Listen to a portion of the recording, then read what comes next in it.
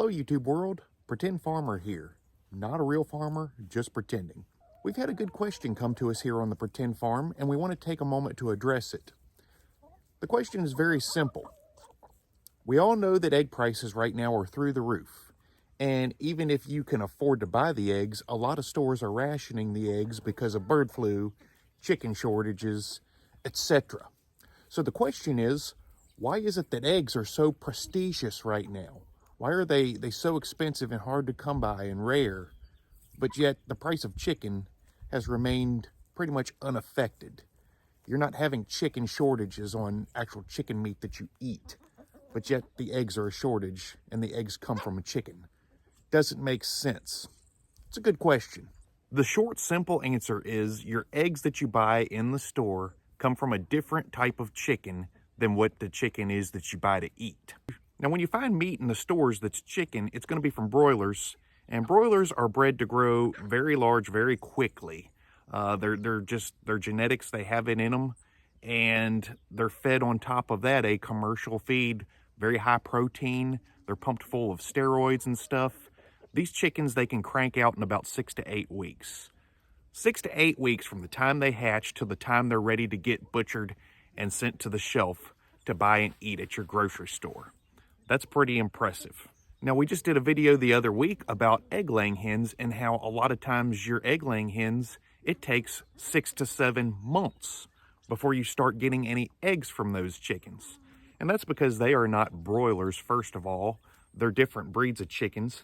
Now, at the stores, you're going to probably be eating eggs that are from Leghorns, but Leghorns take a lot longer to grow and mature to the point that they can produce those eggs.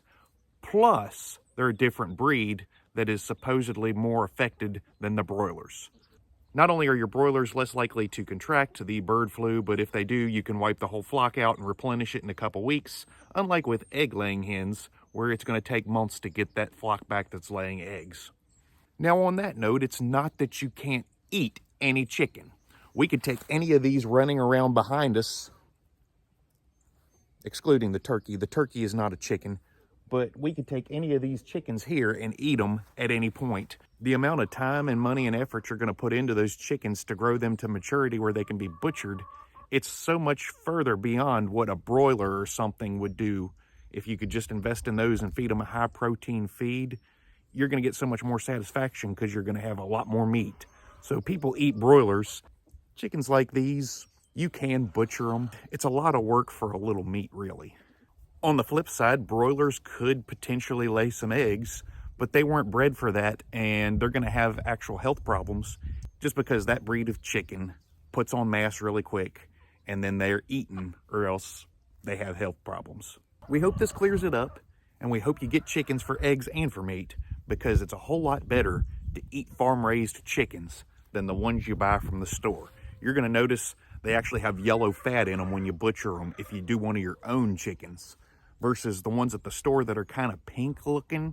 The reason they get that pink in them is because the bone marrow doesn't even have time to develop. They grow them so fast. They pump so many growth hormones and stuff in them.